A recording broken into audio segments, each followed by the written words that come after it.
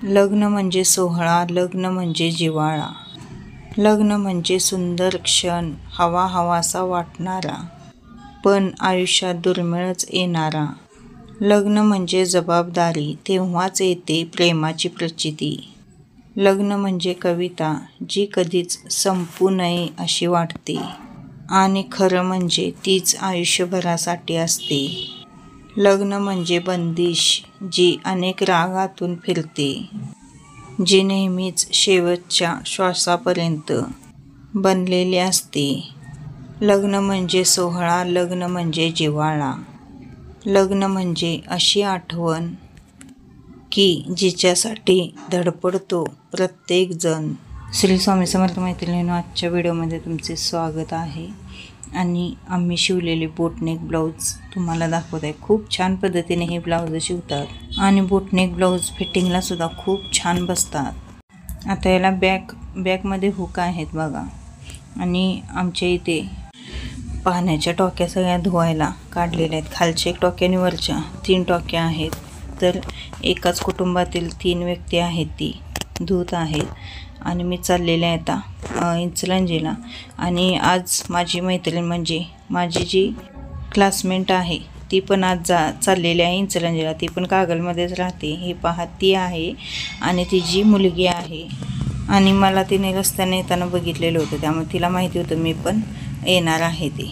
त्यामुळे तिनं माझी म्हणजे सीट पकडलेली होती एसटीत आणि मला फोन केलेला, मी तुझी सीट पकडलेली आहे आणि ये पटना आपण जाऊया म्हणून.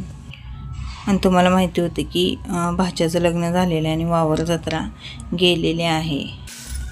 ती येऊसपर्यंत आम्ही त्यांची रूम पण सगळी सजवायची म्हटलं. आणि जरासं थोडंसं म्हणजे त्यांचं जे स्वागत असतं ते सजवून वगैरे घरात घ्यायचं असं ठरवलेलं होतं. त्यामुळं आम्ही सगळ्या माळा वगैरे बनवत आहे. आणि हा कॅमेरा आहे, हा आईने धरलेला आहे. तिला मी शिकवत आहे कसं शूट करायचं, काय करायचं. भाच्याने झेंडूची फुलं वगैरे आणून ठेवलेली. त्याला मी सांगितलेले की झेंडूची फुलं 1-2 किलो आणून ठेव. परत जो गुलाब आहे तो 1.5 आण. निशिगंध अर्धा किलो आणलेला होता. अशी सगळ्या प्रकारची थोडी थोडी फुलं आणून ठेवलेली सजावटीसाठी. आणि माळा वगैरे बनवून झाल्या. आणि त्यानंतर फुलं सगळी अशी म्हणजे त्याचा चुरा केला. खरं म्हणजे फुलं अशी कात्रीने जर तुम्ही बारीक बारीक चिरून घेतला फुलं तर खूप म्हणजे छान ते आपल्याला व्यवस्थित पसरवता येतं. पण कात्री काही गावलीच नाही गडबडीत. आणि खूप वेळ झालेला, कारण आम्हाला यायलाच दुपार झालेली आणि तिथनं पुढं सगळं नियोजन म्हणजे खूप वेळ झाला. त्यामुळं मग म्हटलं की आहे अशाच पाकळ्या पसरूया. नाहीतर तुम्ही एकदम बारीक असं कात्रीने कट केला तर खूप छान एकसारखं असं फुलाच्या ज्या पाकळ्या असतात त्या पडल्या जातात. आणि फुलं पण कमी पडली, कारण 2 किलो झेंडू आणि बाकीची फुलं एवढं काय म्हणजे पुरं झालं नाही. ते फुलं जेवढी जास्त असतील तेवढी आपल्याला सजावट अगदी मनसोक्त करता येते. आंब्याचा डहाळा आण म्हटल्यावर त्याने पण आंब्याचा डहाळा एकच आणला. नाही तर आंबे डहाळे पण जास्त असते तर आणखीन छान सजावट म्हणजे कट करून वगैरे पानं थोडी साईडनं अशी लावता आली असती. पण काय त्याने एक डहाळा आणल्यामुळे मग मी एक कलश पण ठेवलेला आहे. आणि राहिलेली पानं मग ती परातीच्या खाली लावलेली आहेत. आणि थोडीशी घरात खाऊची पानं पण होती, त्याने पण सजावट केली. आणि सगळ्यांनी मिळून केल्यामुळे म्हणजे लवकर झालं. नाहीतर मग एकट्याने सगळं करायचं म्हणतं काय होत नाही. आणि प्रत्येकाचं डोकं थोडं थोडं लावलं की खूप छान म्हणजे डेकोरेशन होतं. अशा पद्धतीने मधल्या खोलीपर्यंत म्हणजे पाकळ्या फुलं झालेल्या आहेत. तिथनं पुढं काय मग फुलं संपली, त्यामुळं मग राहून दे म्हटलं. आणि आम्ही सगळ्या पाकळ्या पसरल्या. आणि भाचा आल्यावर जो लहान भाचा आहे तो आल्या म्हणला, अगं आत्ते पाय ठेवायला तुम्ही काही केलंच नाही, पाय उठवायला. मग आणि परत थोड्याशा पाकळ्या अशा इकडं तिकडं त्या व्यवस्थित अशा म्हणजे पसरून हे केल्या. तो पण आम्हाला थोडी मदत करत होता बघा आधीमध्ये.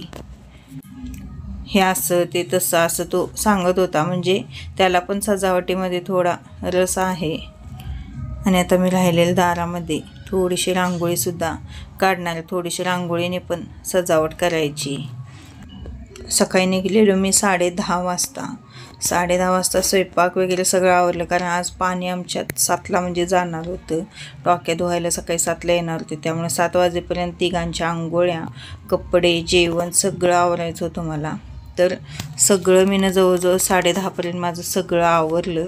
स्वयंपाक पण मी चपाती आणि भाजी बनवलेली होती आणि ती भाचा काय म्हणला, तिथे जेवू नको, इकडे घेऊन ये म्हटला. मग श्री जेवला आणि मग बाकीचं जे होतं ते मी बांधून नेलं. आमच्या दारामध्ये अशी जास्वंदीची, लाल जास्वंदीची फुलं आहेत, ती पण थोडी शिल्लक होती, मग त्याची पण थोडीशी सजावट केलेली आहे. आणि फायनली आपली रांगोळी काढून झालेली आहे. बाहेर, सगळ्यात बाहेर सुस्वागतम असं लिहिलं आणि त्यानंतर आतमध्ये अशी प्रत्येक ठिकाणी मी वेगवेगळी पावले काढलेली आहेत. आणि ही गलाटेची साईडनं जी फुलं वगैरे लावायची आहेत ती भाच्याने आणि बहिणीने लावलेले आहेत. खूप छान पद्धतीने तेवढंच खूप छान झालं. आणि प्रत्येक ठिकाणी मी लिहिलेलं आहे, लक्ष्मीच्या पावलाने ये, सुख समृद्धी घेऊन ये, धनधान्य घेऊन ये, आनंद घेऊन ये, ऐश्वर वैभव घेऊन ये. आणि प्रत्येक ठिकाणी अशी लक्ष्मीची मी पावलं काढलेली आहेत. आणि यामध्ये मी हळदी कुंकवाचं पाणी असं बनवलेलं आहे. आणि ती देवासनं जाऊन आलेली होती आणि त्यांना तिकडच्या घरी बसवलेलं आहे. त्यांना काय माहीत नाही आम्ही असं सगळं केलेलं आहे ते. भाच्याला तर अजिबात काय माहीत नाही, भाच्याला पण नाही, त्याच्या बायकोला पण नाही. आता हे बघू शकता, एक एक पंत्यासुद्धा आम्ही लावलेल्या आहेत त्याच्यावर. जवळजवळ त्यांना तिथे येऊन तास ते 1.5 तास झालेला आहे. तो सारखं म्हणत होता मी जातो जातो असं पप्पांना म्हणत होता. पप्पांना मी सांगितलेलं की त्याला काही सांगू नका आणि तिथंच म्हणजे थांबवून घ्या, कारण आमची इथं सजावट अजून बाकी आहे. आणि तो आला आणि बघितल्यावर त्याला पण खूप आश्चर्य म्हणजे वाटलं सगळं बघून. ह्या आठवड्यात मला वाटते 2 वेळा आम्ही इकडं आलो, कारण की असं कार्यक्रम असलं की मग यावंच लागतं. आणि त्यात आमच्या इकडं कसं मुलगी नाही, नाहीतर मुलगी असली की मग तिनं सगळं सजावटीचं काम काही सांगायला लागत नाही. मुली व्यवस्थित करतात, पण मुलगी नसली की थोडंसं अवघड होतं. आमच्या या घरात जर मुलगी असती तर मग काय आम्ही आलो नसतो, तिनं व्यवस्थित सगळं हँडल केलं असतं. पण तेवढ्यात तेवढी सजावट खूप छान झालेली. तुला बिन बोलवता आम्ही आलोय, चल काय तर ते आता बाहेरच्या बाहेर जेवाय जाऊया, चल चल की. हां, तुला माहित नाही आम्ही काय खातोय?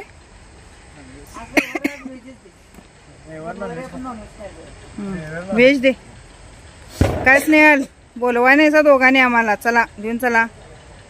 हा चल की. अंकल वाटालेस आणि आंटी वाटालेस. इकडे बा,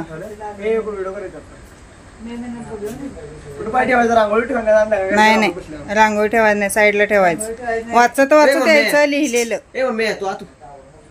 या व्हिडिओ मध्ये मध्ये मध्ये मग आता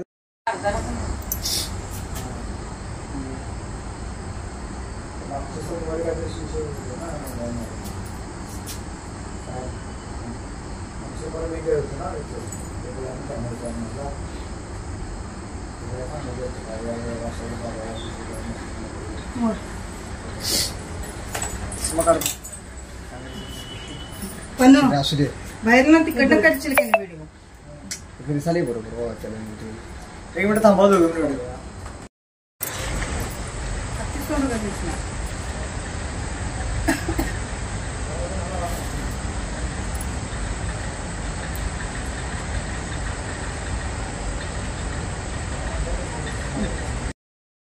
हा साईडने ठेवा. या अरे दोघं एकत्र यायची लागानी. वाचतेच नाही यार, इथंच थांबा, थांबा इथंच. आणि आम्ही जे सांगल ते ऐकणार काय? नक्की सगळं. प्रवेश करत असं 5,001 रुपये ठेवायचे. पैसे लावून दे.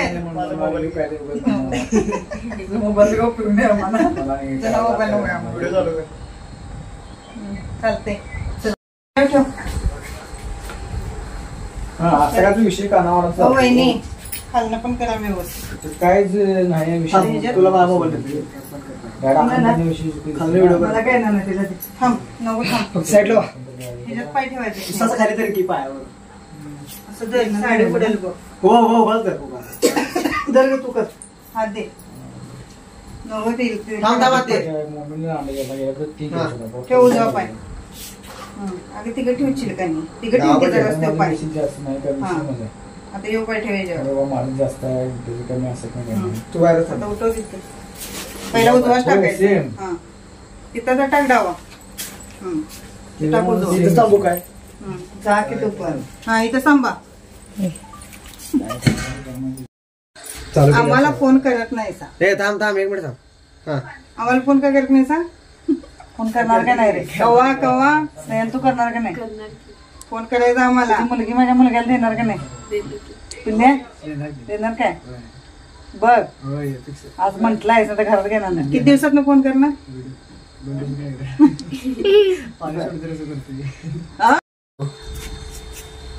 पण मदत केली आम्हाला सगळं करायला. त्याच्या वेळेला तो पण कर. ए तुला सांगालोय स्नेहल, तुला पण सांगालोय. कधी नाही अजून लांब अजून असं नसते आमच्या गप्पा. काय नाही तसलं करणार. आत्याला मोठा देतात ते हे कर. थांब त्यात हळद कुंकू टाक. ए टाकलंय वहिनी कमी झालं मागू काय कुंकू बाहेर पंच पळत आहे. आमच्या आत्याला पाणी जास्त टाकलीस पाणी कमी करत आहे. पाणी पाहिजे. हे मम्मीने केले. ते बाहेर पण तू ए आई जर दे ग ते पंचपाळ तिथं आहे बघ. ते दे.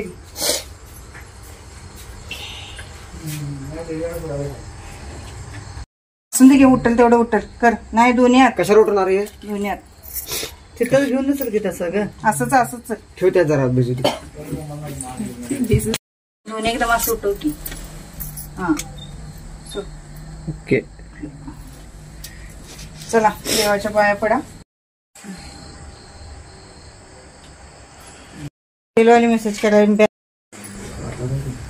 झाले आता कोण राहिल्यात? हे आगाव पीस आहे.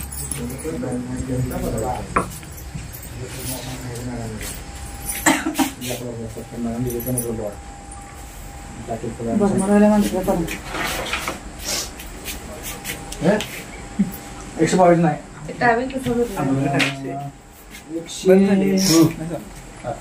मेलू काय नाही तर काय करायचं? थांबा की जरा. अरे आम्ही सगळे करतो बसले त्यामुळे मला साधनं वाढणार हो. कुठल्या शनिवारावर येतो रे आम्ही. पाहिजे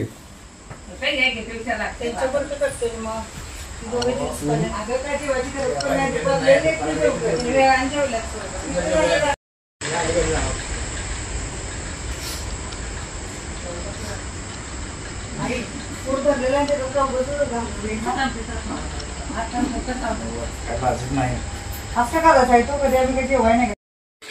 मी इथलं त्या चौकात जायला परत आणि त्यांचा फोन देतो.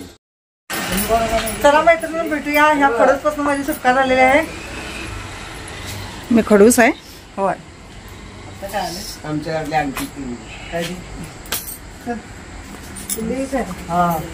ये पुढच्या सवय झाल्या का? आणि त्यानंतर बहीण गेली. मग आम्ही स्वयंपाक वगैरे केला आणि मग बेड आणि भाच्याची आणि त्याच्या बायको जी रूम होती ती अशी छानशी सजावट केलेली आहे. त्या सजावटीसाठी लागणाऱ्या माळा आम्ही दुपारीच बनवून ठेवलेल्या होत्या. माळा वगैरे आधीच बांधून ठेवलेल्या होत्या. फक्त बेडवर जे सजवायचं होतं ते नंतरनं सजवलं आणि त्यांना असं ताटं पण व्यवस्थित सजवून असं जेवायला वगैरे वाढलं. छान झाला कार्यक्रम. बासुंदी वगैरे आणून जेवण केलेलं.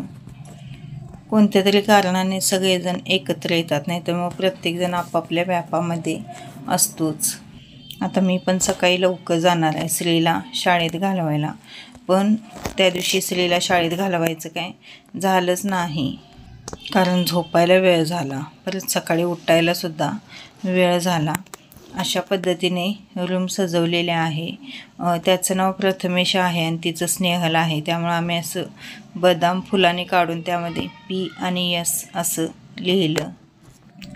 आणखीन थोडी फुलं असती तर खूप छान सजावट झाली असती. थोडीशी फुलं कमी पडली. सजावटीचा मेन भाग असतो ती फुलंच, तर ती खूप जास्त लागतात. त्यानंतर सगळेजण मिळून आम्ही जेवलो. जेवायला मला वाटते 11 साडे 11 वाजले असतील. आणि दादाने पॅटीस परत भजी वडा असं सगळं आणलेलं होतं येताना, त्यामुळं ते खाल्लेलं. त्यामुळं जेवण काही जास्त गेलंच नाही, कारण तेलकट वगैरे आपण खाल्लं तर जेवण काही जास्त जात नाही. तर मैत्रिणींनो, असा होता आजचा छोटासा ब्लॉग. कसा वाटला, काय वाटला ते मला कमेंटद्वारे नक्की कळवा. आणि सजावट कशी वाटली ते सुद्धा मला कमेंटद्वारे नक्की कळवा.